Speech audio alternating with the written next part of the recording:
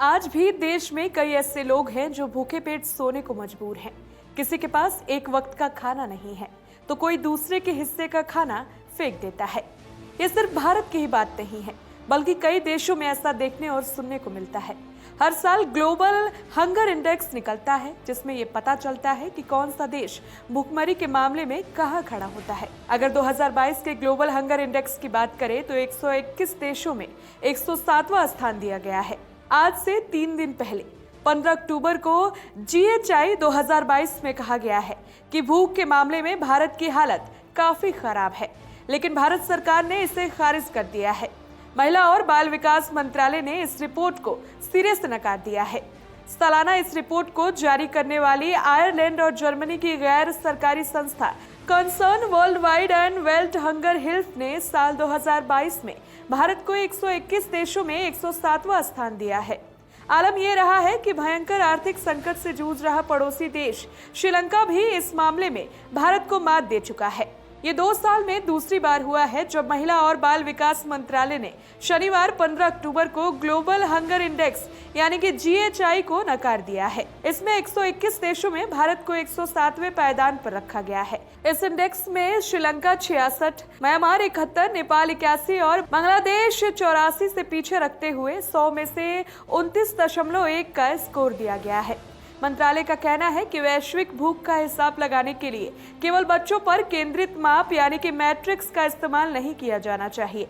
मंत्रालय ने इसे भूख मापन का गलत तरीका कहा है। GHI 2022 को लेकर मंत्रालय की तरफ से यह भी कहा गया है कि इसमें भूख का हिसाब लगाने के जिन 4 तरीकों का इस्तेमाल किया गया है, उनमें से 3 केवल बच्चों की सेहत पर आधारित है। भारत का कहना है कि भूख का हिसाब लगाने में कुल आबादी के कुपोषण का अनुपात चौथा और सबसे अहम तरीका है, लेकिन इसे ही GHI में अनदेखा किया गया है। इसमें गलत तरीके से दावा किया गया है। इंडेक्स एक जनमत सर्वेक्षण पर निर्भर है, जबकि इनमें महज 8 सवालों के 3000 लोगों के जवाब के छोटे से नमूने को इसका आधार बनाया गया है। महिला और बाल विकास मंत्रालय के मुताबिक गैलप वर्ल्ड पोल का किया ये सर्वे मॉड्यूल खाद्य और कृषि संगठन यानी कि FAO के खाद्य सुरक्षा अनुभव पैमाने यानी कि FIES पर और पूर्वाग्रहों से ग्रस्त है।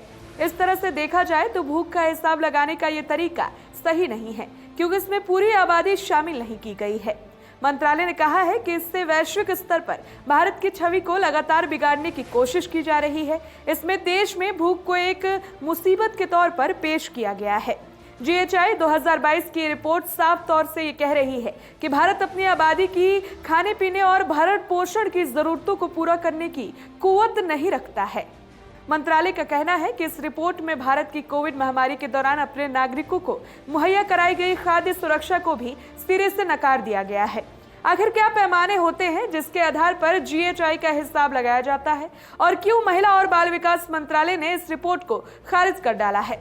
इसके लिए GHI और उसको मापने के तरीकों को भी समझना जरूरी है। भारत GHI 2022 के 4 पैमानों पर खरा नहीं उतरा है।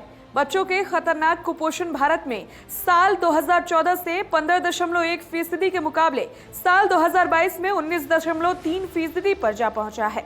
इसमें 9 साल में लगभग 4% की बढ़ोतरी हुई है। कुल कुपोषण के मामले में भी GHI में भारत का रिकॉर्ड अच्छा नहीं है। इस साल के इंडेक्स में 2018 से 20 के कुल कुपोषण की तुलना 2019 से 21 से की जाए तो इसमें भी 2% की बढ़ोतरी दर्ज की गई है। 2018 से 20 में कुल कुपोषण 14.6% था, तो 2019 से 21 में ये 16.3% रहा। इस तरह से देखा जाए तो दुनिया में कुपोषण झेल रहे 82.8 करोड़ की आबादी में से 22.4 करोड़ की भारत में है। इस इंडेक्स में 2 पैमानों पर भारत के लिए राहत भरी खबर है। ये बच्चों के विकास में रुकावट और मृत्यु दर है। साल 2014 में बच्चों के विकास में रुकावट दर 38.7% रही थी, जो साल 2022 में घटकर 35.5% रह गई है। उधर बच्चों की मृत्यु दर साल 2014 के 4.6% के मुकाबले 3.3% जा पहुंची है। भारत के लिए साल 2022 की GHI परेशानी की वजह इसलिए है क्योंकि इस कुल स्कोर में भारत अपने पड़ोसी देशों से भी काफी पीछे रह गया है।